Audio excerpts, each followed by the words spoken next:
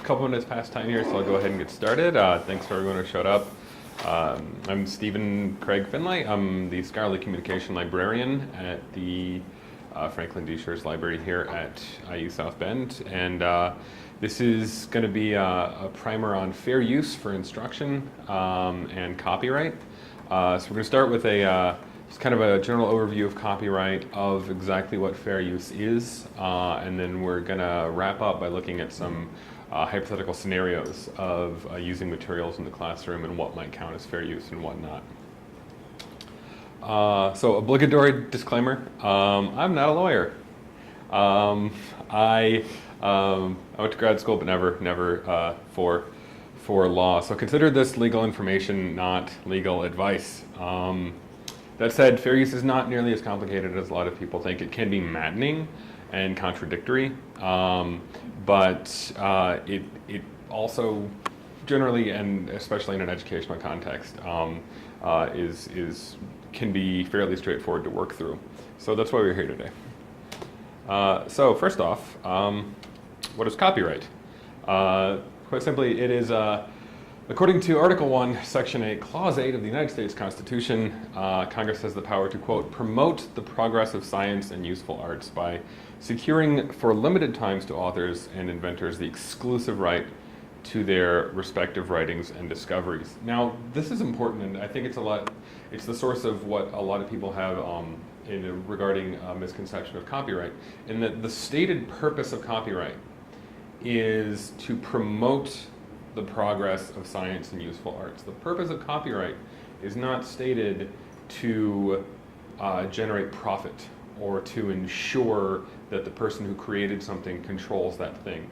The purpose is to ensure that others can then build upon that work, can be inspired upon that work. So it's not intended to simply protect ownership and profit. It's explicitly intended to promote progress. It's the first thing that's listed. So who owns copyright? So how many people in here own copyright to something?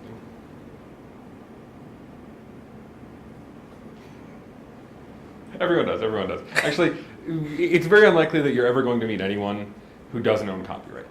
Prior to 1978, you actually did have to register copyright. If you published something, or if you made something, or if you made a film, or you wrote a song, you actually had to register copyright. That's why the little C with a circle around it was so important. But I skipped over that.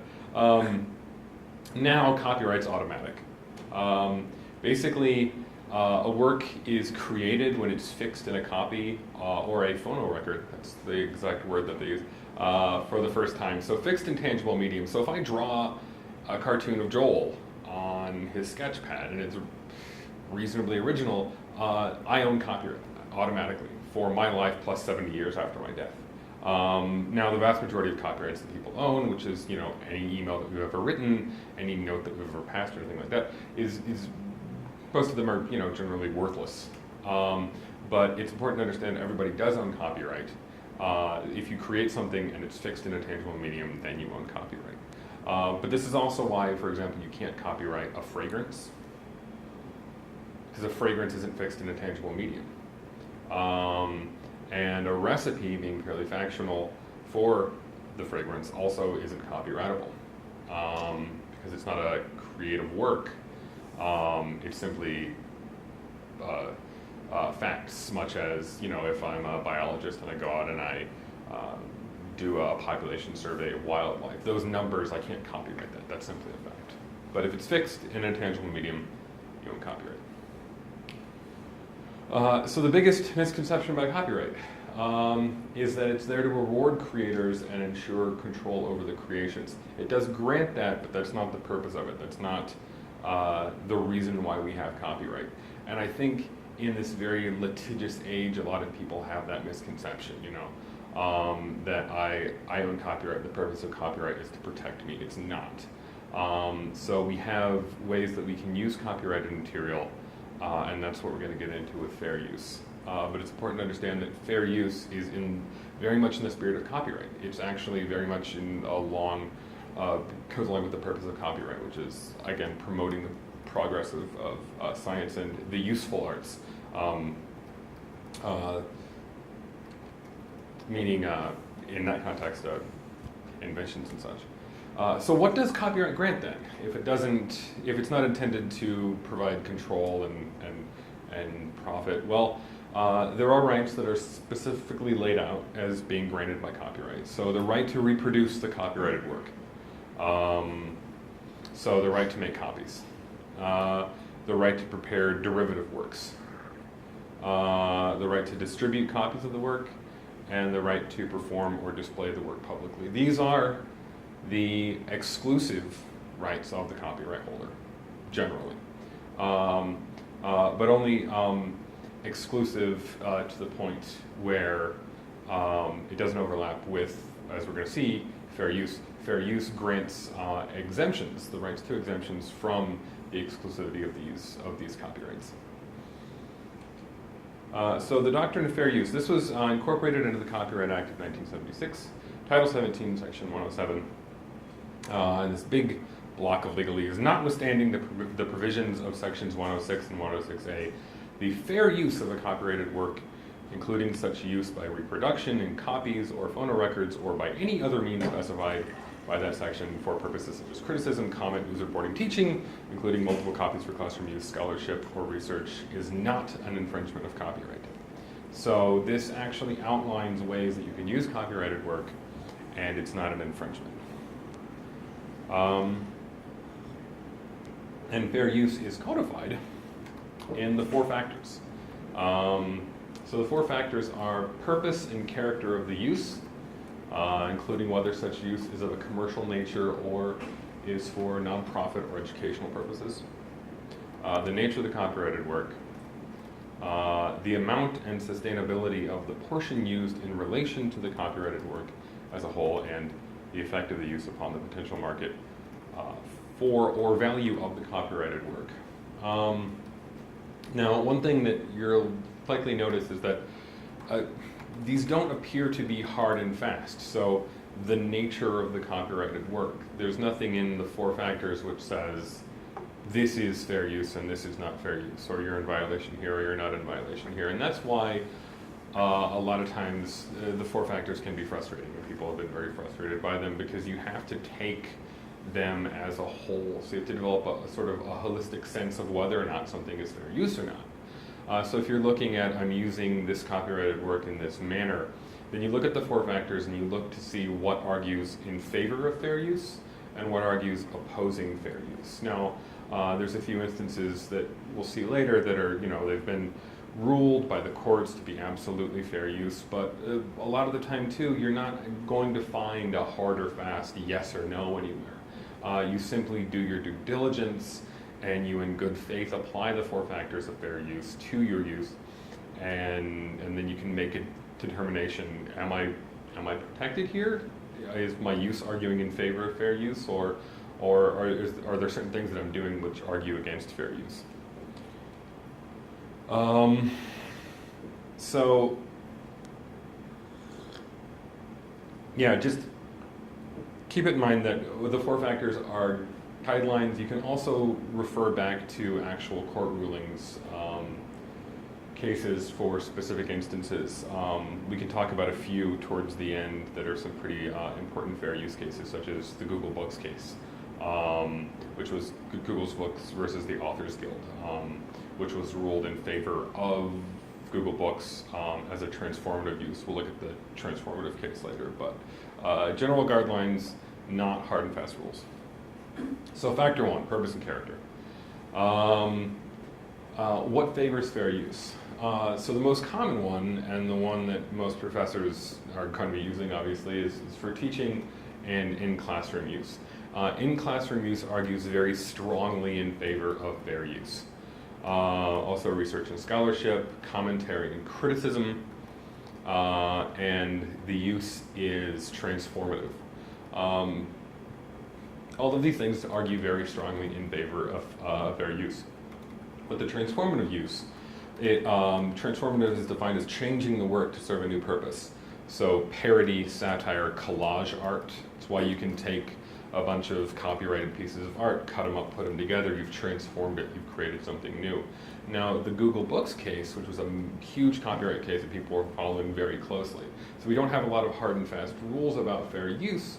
The ones that we do have come in the form of court cases. So when somebody sues somebody else, and then a judge rules on it, that's actually a very useful day for anyone interested in copyright law, because it sets precedent. You can refer to that as the Google Books case.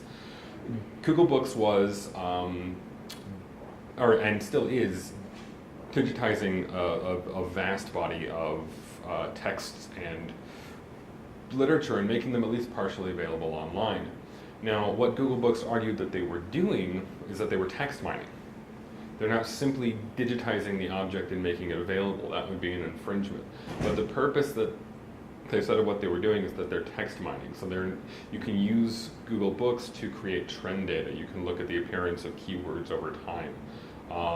You can use it to do research by finding keywords in the text of books. And now you're not going to be able to read the whole thing. Now, they were being sued by the Authors Guild, claiming that they were violating the right to make copies. So that's the first right that copyright is granted exclusively to the copyright holders, the right to make copies. They're like, Google's making copies. They're making a lot of copies. They're digitizing these texts. They're making copies. This is an infringement. Courts found that it was actually transformative. That they've taken these texts and that they've made them into something else. They're using it for a new purpose. They've transformed it. So the transformative nature of the use was argued in favor, and it was actually found to be fair use. Teaching is the more common one. So generally using copyrighted materials in a classroom, especially a face-to-face setting, is in the majority of cases argued strongly in favor of fair use, but there's some exceptions to that as well. Craig? How about for online? You might get into that, but not yeah, well, materials online. We'll get into that as well. That was actually specifically recently addressed in something called the Teach Act, and also the Digital Millennium Copyright Act. Online is a little bit different, and there's some sticky points that arise when using materials online. Because if you, for example, just distribute a few Xeroxes of a copyrighted work to your students in a face-to-face setting, that's a limited number of copies. And we'll see later how that argues in favor of fair use. But if you're putting something online, it's theoretically many, many copies. And so that gets a bit trickier, but there's ways to ensure that you're still within the boundaries of fair use. But yeah, that's a really good question, and we'll get into that. Question actually about the idea of transformative. That's a very interesting. Is, for example, a piece of literature or a composition, music composition that is designed for an audience to enjoy in a venue, if we were to use it as a teaching tool, is that considered transformative for that or no? Well, it's not considered transformative, but that would be considered educational. So if you're teaching music and you want to play for your students a piece of music, or you want to assemble even a video for your students, and it contains different clips of contemporary artists, for example, that's fine. You've put together in clips, and we'll see later as well how the length of use is important as well. So a clip argues much more strongly in favor of fair use than the entire piece. But yeah, so if you're a music professor and it's face-to-face, you're well within the educational exception. But then, with music being transformative, it's been tricky as well. So there have been cases of, sampling is very popular in hip hop. For example, you can take a sample of a popular song and then you loop it and then you create your own song. Now, there are people who attempted to argue that that's collage art, that's fair use, and actually courts have found that not to be the case, that people have been sued for sampling and not attributing, and then they actually have to pay royalties. I think it was, one famous one, I think it was a Beastie Boys song. And they had, 3 notes of a song? It was like 3 or 4 notes, and a loop and a sample, and they lost that case. They were actually found to be in violation. So factor 1, opposing fair use. So educational uses of an item argue strongly in favor. Entertainment-based uses argue against. So those oppose fair use. Profit generating, non-transformative. So an example here would be, I go to an art gallery and I just take a photo of a painting. And I've created that myself, technically. I've created that photo, but it's of a painting, and then I can't just make a print of that painting and sell it. There have been people who tried to argue, no, this is my photo. The painting's incidental. I made a photo, but if the photo contains nothing but the painting, you've not transformed the item. Now, if I take a photo and a copyrighted work happens to be hanging in the background, but the focus of the print is yourself in the room, and there's copyrighted materials in the background, they're not the focus, and so that could be considered to be fine. That's an incidental use, but a non-transformative use argues strongly against fair use. And creators not credited. Being in academia, we all know how important attribution and citation is. So, factor 2, the nature of the copyrighted material. So favoring fair use, factual, nonfiction, and news. You cannot copyright a fact.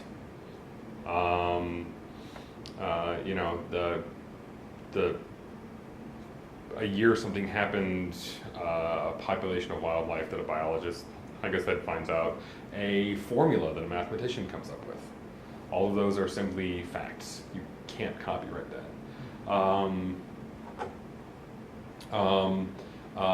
Favoring fair use, published material argues more strongly in favor of fair use than non-published material. That can be a bit trickier. And central to instructional goals. If you're just making the case that the use of this item is essential to this lecture, essential to learning outcomes, essential to the course, that are used very strongly in favor of fair use. Opposing, creative works tend to not argue as strongly for fair use as non-creative works, and unpublished works as well. Those are both a bit trickier. Factor 3 is the amount of the use. So favoring fair use. Generally, the smaller the quantity, the better. It's pretty much a correlation here. The less you use, the safer you are. The portion is not the heart of the work. Now this is another one of those annoyingly sort of vague things. What exactly constitutes the heart of the work? Is it the climax of the movie? Is it the most stirring part of the symphony? Generally, the heart of the work is assumed to be the gist, the most important portion, the central idea that the artist or the writer was trying to get across. Now, exactly what is the heart of the work is up to interpretation and obviously up for argument. And the amount is appropriate for classroom instruction. Way before, I think there was like a percentage of the audio clip to be part of fair use. Is that still? Is there still a percentage of how long that's going to be? Even back then, those were just recommendations. A judge in the Georgia Tech case attempted a similar thing. It was Georgia Tech versus the Authors Guild again for putting materials on online course management systems. And the judge who ruled in that case, now Georgia Tech eventually won that case. There were a few cases that were found to actually be infringed, but they were very small. But the judge actually attempted to create again those guidelines, and it was something like 10% of a book or a chapter, whichever is fewer. And then subsequently that was overturned, and a higher court said we really can't assign hard numbers to these things. Again, it has to be on a case-by-case basis. And again, that really kind of gets to the gist of what determining fair use is. It's a case-by-case basis. You look at the factors, you make an informed decision.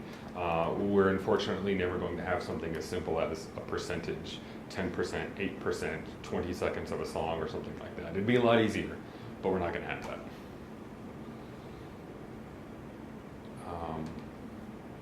Factor 3, opposing fair use. The entire work or a large portion is used. Pretty towards common sense there. The portion is central to the work. Again, it's the heart of the work, and it's more than essential to, more than is essential to achieve stated instructional goals. So if you're teaching a history class and you really only need to demonstrate sort of this one historical inaccuracy in a film, but you're showing the entire thing over 2 class periods, if there's really no reason for you to be doing that, that could be considered to be an infringement. So again, more argues against fair use, less argues in favor of fair use. And 4 is the effect of the use. So this is where money comes into play. So favoring fair use, the copy is legally acquired. This is especially important for music and for film. That, you know, so don't try to show your students a pirated copy of a movie that you downloaded. If you don't acquire the copy legally to begin with, then you're automatically outside the bounds of fair use. No significant effect on the market. Are you depriving the copyright holder of likely income, such as with the course packs? The course packs are an interesting case.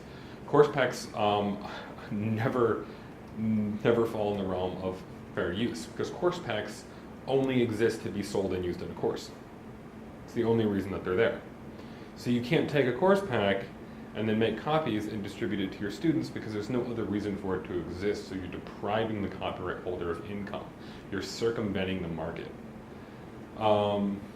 A limited number of copies are made, again, along with sort of type of use. Less is better, more is worse. Limited number of copies are made, so the fewer copies you make, the better. And one-time use restricted to your students, and this holds for online and in-person use as well. Opposing fair use, the use replaces the sale of the copyrighted work. Now, of course, if you're making copies of a journal article and distributing them to your students, and the journal article, for example, isn't available through one of IUSB's subscriptions, you would have to go buy it. That is, you could make the argument that that's replacing the sale of the copyrighted work, but that only matters in cases in which you're doing it specifically to get around that, as in with a course pack. So with the journal article that you couldn't find as well, you couldn't say, well, the students aren't going to buy this anyway. Like, there's no income being removed here, I'll just find something else. Many copies are made. A reasonably available copyright licensing option is available. So arguing in favor of fair use, if there's really no good way to get copyright licensing, then you can make an argument in favor of fair use. You don't know who the copyright holder is, and you tried to contact the copywriter. Some company oh, sorry, Joe, go ahead. I just wanted to interject when you're done. You know, it's a copyright holder. I know of cases in Europe, and they're simply not responsible, and you've tried and you can't get it. But if there's a reasonable option available that opposes fair use. So this is something that comes up a lot. This particular one comes up a lot in our office with people who are teaching online classes. They want to use like a film or something. And our response is often, did you look on Hulu? Did you look on Netflix? Did you look on Amazon Prime? Because those are reasonably available copyright licensing options. So if it's a film, like if you're teaching a film class, it's well within the copyright holder's rights to expect you to get your students to get it from Hulu or something because it's reasonable. You know, it's 1/10 the cost of a textbook anyways, even if you had to pay a whole month. So that's one of the things that comes up quite a lot in our office. People are starting to get savvy now and not even asking us about it. Well, yeah, and we'll also talk a little bit about streaming video on demand, because that itself can be a circumvention of the market as well. So a lot of times with streaming video on demand services like Netflix or Hulu or Amazon Prime, or Amazon Video, there's in the usage agreement is that it's intended to be home private use. Your classroom is not home private use, so that can be a violation as well. But you can tell your students to go watch it your own self at home on Hulu or Netflix, and that's fine. Also, use is repeated long term. So if you make a copy of a work, you distribute it to your class, and then you just keep making a copy every single semester and showing it to your students every single semester. After a while, the argument could pretty easily be made, well, this has become essential to your course goals, you're actually circumventing the market here. If you're using this literally every single semester, then you need it.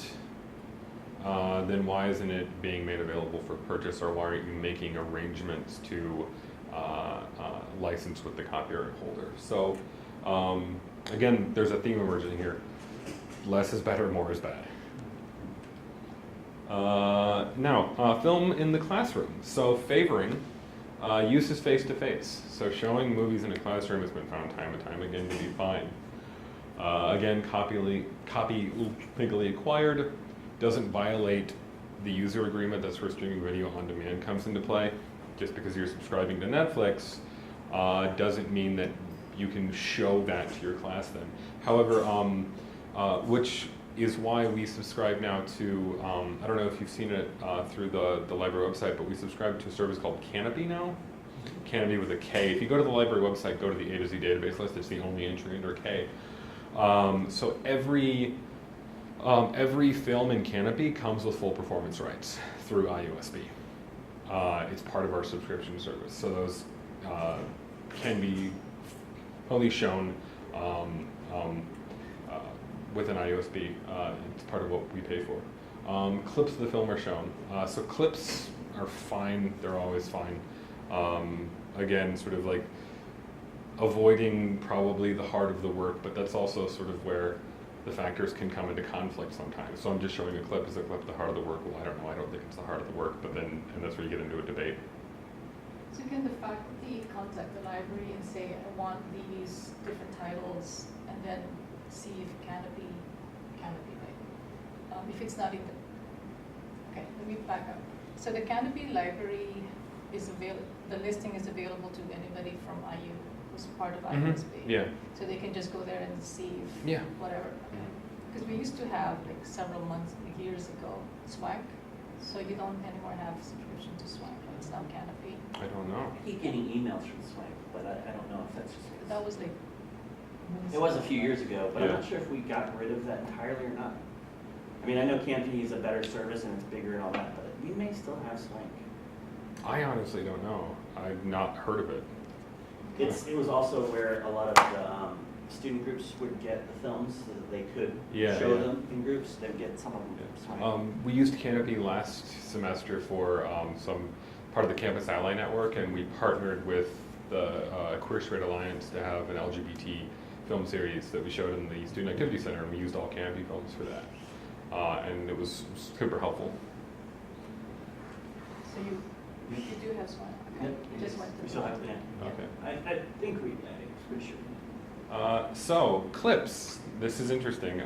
So I'm not going to show this entire film, because it's about 10 minutes long, but I'll show a little bit of it. So this is an explanation of what copyright law is, using only clips of Disney films, which Disney being the most famously litigious corporation out there. They will sue at the drop of a hat.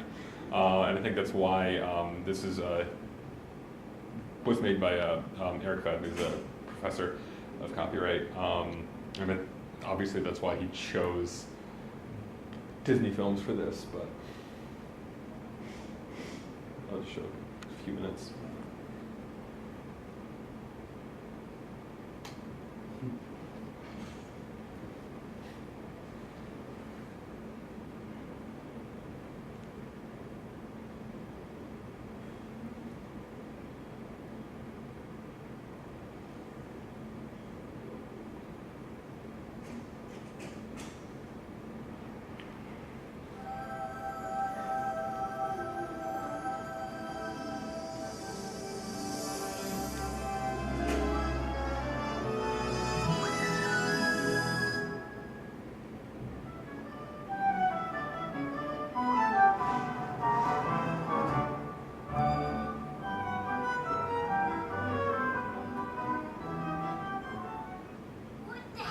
Copy. Right. What? Hey, what the heck is... Copy. Copy. What's that law? What's the problem? You know the law. That stupid law. Hey, what the heck is... Copy. Right. I'll tell you. Copy. Right. Is permanently fixed. The original work. What? Permanently Fixed. The original work. in some form. But can be Seen. or heard. now listen, this is important. Only the copy. Right.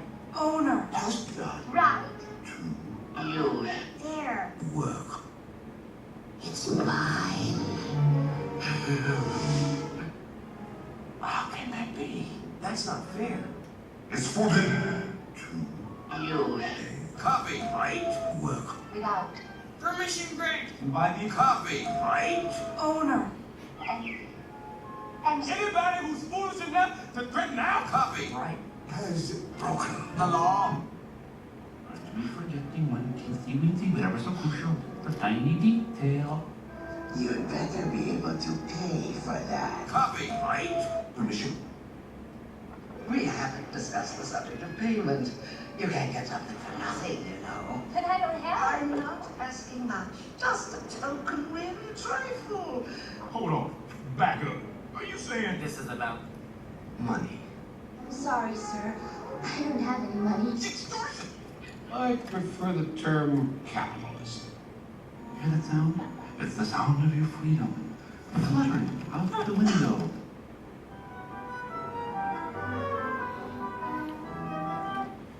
But this is, well, one, clips of video are fine. Two, this could be easily considered collage art. Three, it's obviously transformative. It's they're taking copyrighted work from Disney, putting it to a different purpose. So this is fine. This is easily within fair use, or as they termed it, a fair use. So movies and video opposing fair use.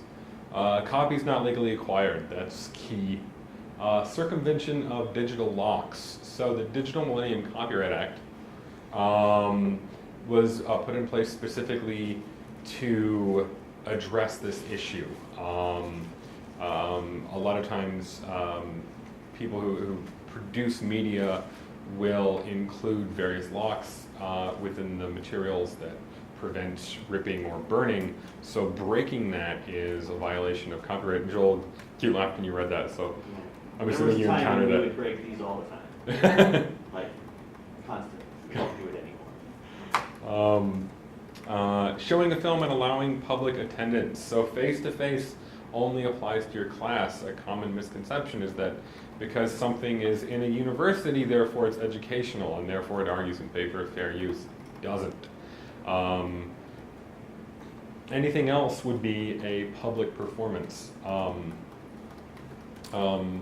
The private performance that you're granted when you rent a movie or you buy a movie, according to the letter of the law, it only refers to a gathering of friends.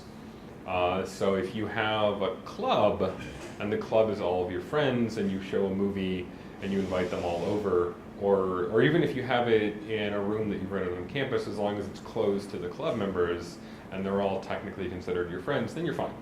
But as soon as it's open to the public, that's a public performance, and you need rights for that. Remote access. So streaming an entire film on campus would not be fair use. Yeah. So I'm curious about this one because I was under the impression that it was fair use because of UCLA ruling. Well, so the Teach Act talks about an equivalent amount to a face-to-face instructional session. So that's not, again, specifically defined, but the implication there is that, yeah, you can stream parts of films via a course management system like Canvas, and that's fine, and no one's going to get upset about that. But if you're ripping the entire movie and front to back you're streaming that, that could be considered to be an unauthorized copy. But for media classrooms, it's different, isn't it? For like film classes? Yeah. Is there a rule specifically for that? Yeah, I think generally they still fall back on the equivalent to a face-to-face instruction period of length, though, because the problem is that when you're entirely online, then there's no time length requirement anymore. So you could put, for example, the entirety of Ken Burns' The Civil War documentary And so that face-to-face equivalency is kind of, has been put there. And personally, I think that as long, I mean, I would think that as long as you're still password protecting it and as long as it's not available to the public, then it's fine. But currently, yeah, if you're putting the entire work, and again, even before the Teach Act and before online education, longer is worse. So that still argues against fair use. So yeah, you can stream music and video to students remotely and in digital classrooms, but I think you still just generally want to avoid the entire work. So if an excerpt of a recording, for example, were to be put on Canvas as a file, it would be exactly considered streaming, I guess, but it's restricted to the students. Yeah, That's totally fine. That would be okay. Yeah. If it's a video instead of a recording, but so it has, but it's also short. It's the same thing. Yeah. Again, it's fine in the same way that placing a journal article on Canvas is fine. Now, a couple of other things to keep in mind is public domain and Creative Commons. So that's still from The Night of the Living Dead. They neglected to register copyright for that. So that was pre-76 Copyright Act, so pre-78. So that's actually a public domain film, because they neglected to register the copyright for it. I run a monthly midnight monster movie showing at the General, the cafe downtown. We use public domain horror films. Because there's a lot of movies that they were made, people just neglected to register the copyright. A lot of Roger Corman films, or the copyright expired and they just didn't renew it. So public domain is a work for which the copyright is expired, or in some cases was never registered. These are heavily, obviously, pre-copyright out because now it's automatic. But Creative Commons is another good option as well. So. For images, for example, Google has a Creative Commons image search. There's also Creative Commons music searches. So CC is a copyright license that creatives can apply to their works in which they surrender it. Now there's various levels of Creative Commons. The most common is CC BY, which is attribution, share alike, non-commercial. But there's people who apply the most liberal Creative Commons license, which is you can do anything that you want with this, or a very restrictive one, you can share it. So Creative Commons can be a really great source of educational material because the creator of the work, the copyright holder, is willingly surrendering some of their rights that are guaranteed under copyright. So let's look at some scenarios. So fairy scenario 1, a professor makes copies of an article and hands it out to her class. Yes? Yeah, it's fine. Distribution of multiple copies to a class is fair use, but again, repeated long-term use is not. So the more times you use something, the less you're arguing in favor of fair use. Would you say that if so here we're talking about a physical distribution of physical things. Yeah. If you say it's less fair use if it was emailed or digitally distributed, is that less so? No, I don't think so. I'd say the only thing to keep in mind is still sort of the length of use and the number of times that you repeat it. But really making copies of a journal article on a Xerox and handing them out to your class in person is no different than putting a PDF on Canvas. It's exactly the same thing. Scenario 2.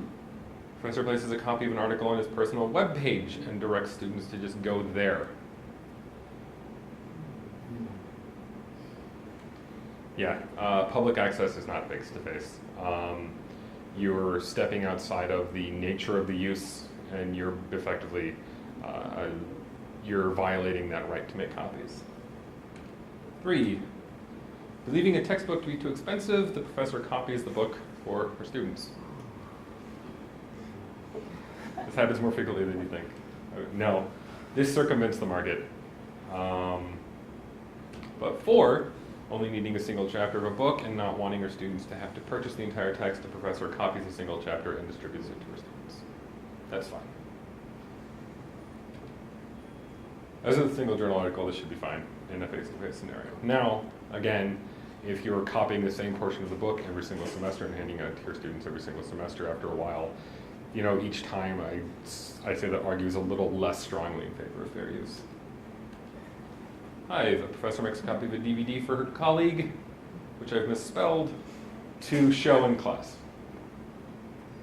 College. It's like collage. I'm just going to own Only that. college. Yeah. I have a master's in English. I have a license to misspell words.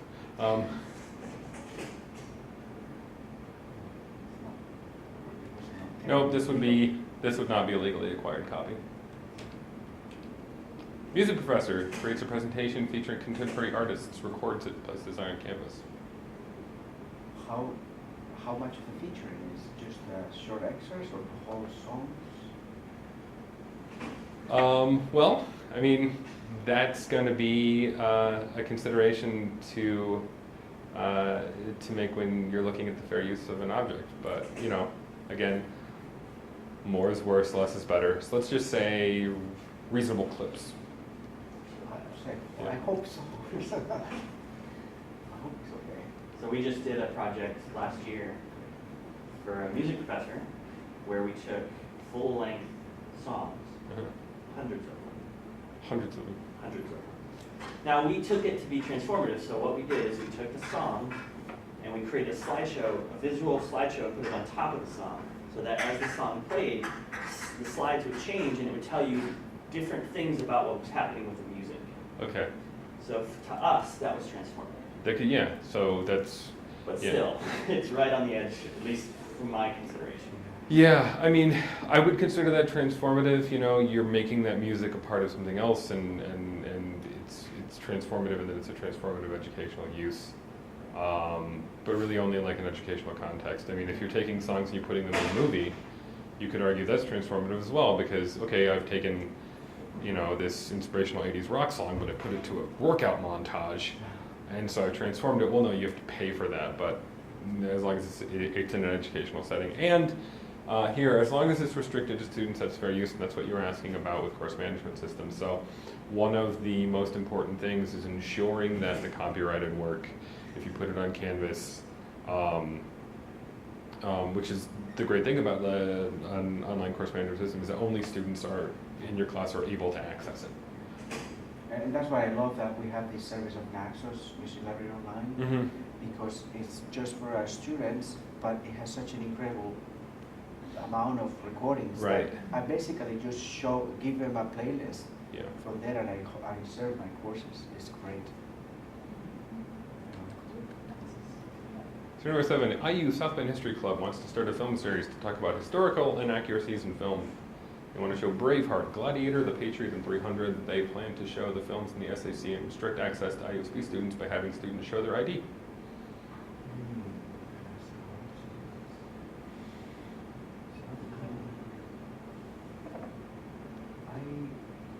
Is it too large a population? Maybe if it was just a class. I wouldn't think that these are friends. Yeah, so this wouldn't be fair use. This would still be a public performance. Simply taking place at a university doesn't make for educational fair use, even though it would only be IUSB students who are allowed in.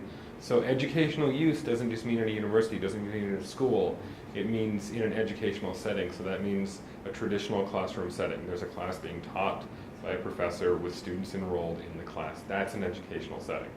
Now, you could make an argument for if a professor wanted to show a film outside of classroom time, but still to the class as part of a lecture, as long as it was considered to be an integral part of a lecture, that would be fine. But if a professor wanted to show a film and just have students come to it, that's not an educational setting. So even though the professor's at the forefront of that, even though the professor's showing the film, and he's even providing sort of educational content with that, that's still a performance that the public, even if it's only IU students, is allowed to come to. So, like Notre Dame gets around that on occasion by they'll show movies like Braveheart or whatever, but they'll have a professor come in ahead of time and talk about it for 10, 15 minutes, and then they can show it in their very nice theater at the DeBardo. I mean, that's one of the ways they're kind of circumventing. And it's open to the public? Yeah. Wow. But that's even but that's even a dangerous thing, I think, Oh, to do, yeah. because it's still tech.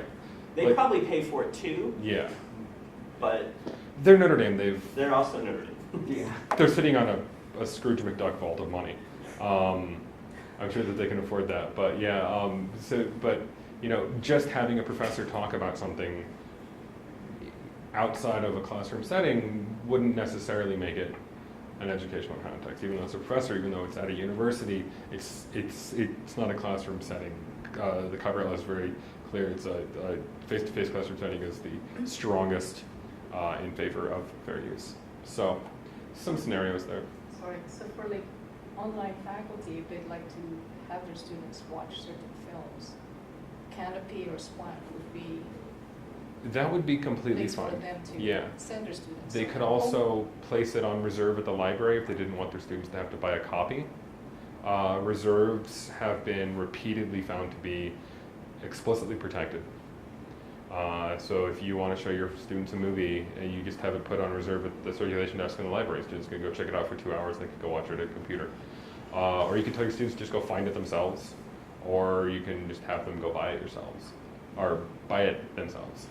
But if they're coming from another IU campus, Mhm. they do have access to the library. Right? Yeah. To Canopy as well, Mhm. so they could. Canopy would be fine, yeah. Okay.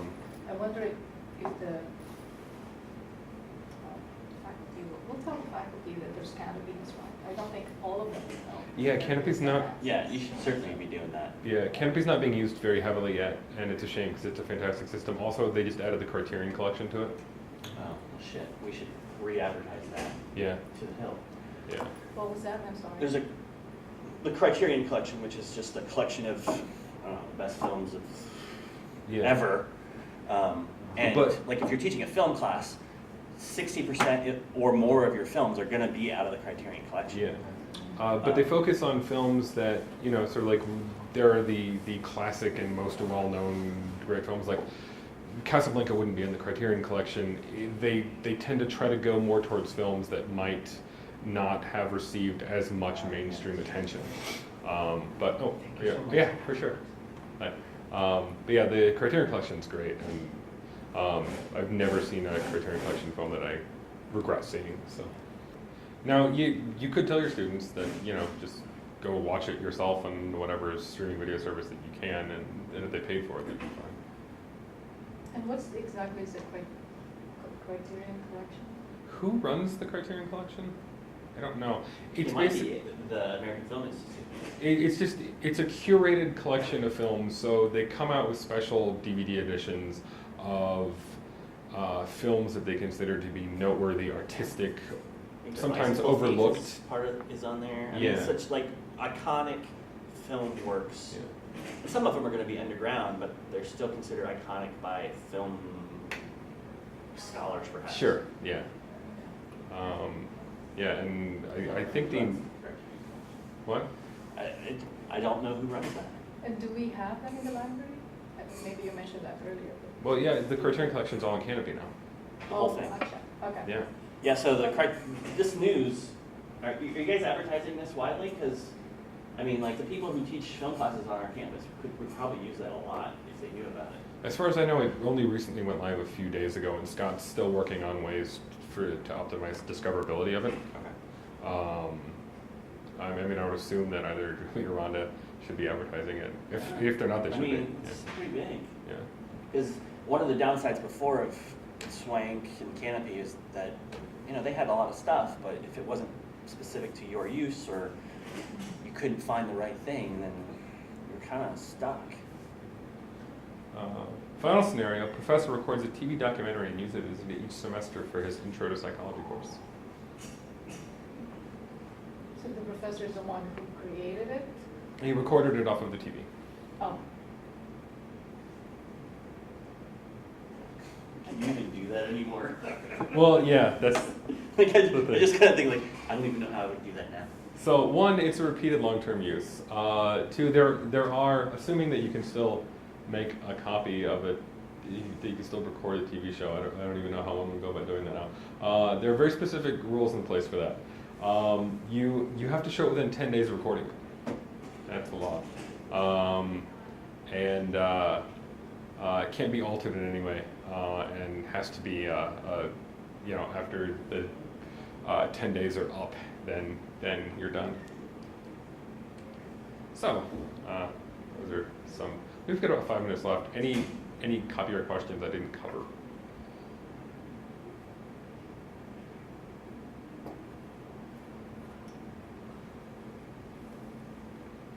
So the other ones are Teach Act and Millennium. Yeah, there's the Teach Act and the Digital Millennium Copyright Act were both written specifically to address issues that were arising with the internet and distance education. The Teach Act sought to extend rights, educational rights, into the digital realm and codify those. The DMCA is legislation designed to address specifically piracy and the rights of copyright holders. Do you have any plans to do the Teach and the Digital Millennium for online professors, online faculty? I could. I hadn't scheduled one, but I could. I mean, it might make sense to just do a presentation and record it on my desktop and just make that video available. I think that's a great idea. For online teachers. Yeah. And you could even put it up and use it, like on your site, you could link to it. So you could just put it on like the library YouTube channel. It's a good idea. Yeah, I think that would really be helpful. So that, Mm-hmm. because sometimes too, like these things like change depending on some legal precedents, Mm-hmm. and sometimes you have to keep on top of that. Yeah, So, absolutely. Well, I mean, the real thing that faculty should be doing is not staying on top of it. They should be referring to him or us. no, I'm saying sometimes the law or the guidelines change because of legal precedents. So the Right, faculty and I'm saying to know faculty that. cannot keep up with it. There's no way. I know that. That's what I'm saying. If we have resources where faculty can go to, that would be helpful. We are the resources. We're on the same page, Joel. Nope. Going to Canopy. I'm going to So see the if I can faculty find the goes to criteria. you and you tell them stuff that they need to know. Correct. Right. The webpage is always going to be out of date.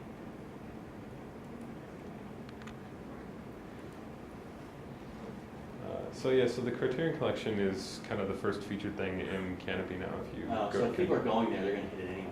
Yeah, but then Scott's also working on a way to make it more available through searching at UCAT via direct links. So I feel like we should create something for the digital signs around campus, or some other way of getting faculty to know about it.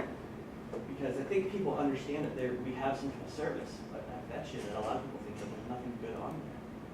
there's a ton of good stuff in here. Yeah, I mean, the last time I was on there, it was just documentaries that I didn't want to have anything to do with. Mm-hmm. And now there's a lot. Jeez, there's a ton of stuff. You got Grey Gardens, which is great. I just watched that on Canopy for the first time. A Girl Walks Home at Night. That's a really good. Yeah, it's an Iranian vampire movie. It's this black and white neo-noir Western dystopian vampire movie that's great. Stalker's great. Aguirre, the Wrath of God. Yeah, so much good stuff on Canopy now. Did they have like movie trailers, like snippets of what that's about? I don't know if there's trailers. If you just click into a movie, do they have? Of course, they're gonna have a description. Do they have? Doesn't look like it. I'm seeing a trailer.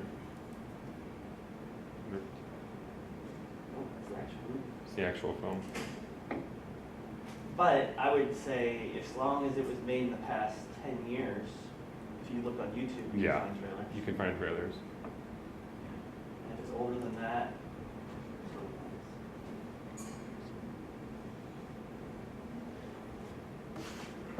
Okay, we're good? Thank you.